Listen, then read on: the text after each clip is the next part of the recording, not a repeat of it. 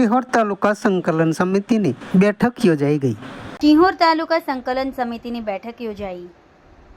પ્રાંત અધિકારી દિલીપસિંહ વાળા દ્વારા પ્રશ્નોના ઉકેલ માટે કાર્યવાહી કરાઈ.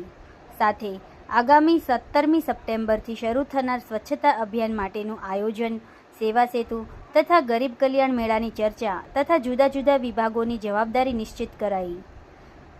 આજરોજ સિહોર તાલુકાની સંકલન સમિતિની યોજાયેલી બેઠકમાં રજૂ થયેલા રોડ નવા બનાવવા, રિપેર કરવા, સ્વચ્છતા, આરોગ્ય, પાણી સહિતના પ્રશ્નોની ઘનિષ્ઠ ચર્ચા થઈ હતી. પ્રશ્નોનો ઉકેલ લાવવા પ્રાંત અધિકારી દિલીપસિંહ વાળા દ્વારા અંગત રસ લેવાયો હતો. બેઠકમાં નગરપાલિકા, તાલુકા પંચાયત સહિત તમામ વિભાગના અધિકારીઓ, સમિતિના સભ્યો, પદાધિકારીઓ હાજર રહ્યા હતા. બેઠકના અંતે મામલતદાર દ્વારા સૌને આભાર વ્યક્ત કરાયો. અને ગ્રામ્ય વિસ્તારોની અંદર એ કાર્યક્રમ થશે, પણ થીમ આધારિત જે બાબત છે એની અંદર સરકારશ્રીના બાકીના તમામ ડિપાર્ટમેન્ટનો એક બીજી રીતે રોલ બને છે.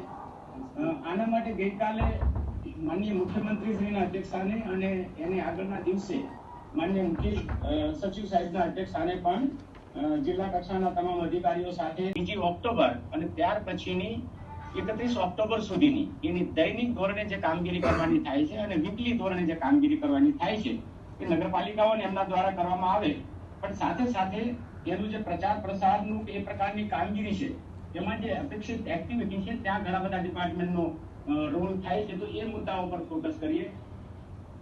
માટે જે માનનીય પ્રાંત સાહેબે જે એનું નિરાકરણ આપ્યું છે, જે રસ્તો બતાવ્યો છે એ મુજબ એનું આપણે અમલીકરણ કરાવીશું અને હાજર બદલ તમામનો હું આભાર માનું છું. બીજું સેવા સેતુમાં લાગુ પડતા જેના ટેબલ હોય એ 17 તારીખે બધાને ઇન્ફોર્મ થઈ ગઈ છે.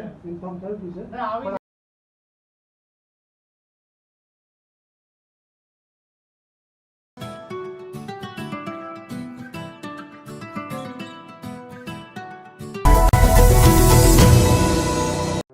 સમાજ માટે, સત્ય માટે, સત્યપૂર્ણ સમાચાર પ્રસારણ આપના મોબાઈલ પર તરત જ લાઈક કરો, શેર કરો અને સબસ્ક્રાઈબ પણ કરો. અને હા, ઘંટડી વગાડવાનું ન ભૂલશો. આભાર. સમાજ માટે સત્ય સાથે સત્યપૂર્ણ અહેવાલ, સમાચાર તથા જાહેરાત પ્રસારિત કરવા સંપર્ક સાધો. સત્યપુંજ સમાચાર પ્રસારણ, લબ્ધિ કોમ્પ્લેક્સ, તાલુકા પંચાયત સામે, સિહોર.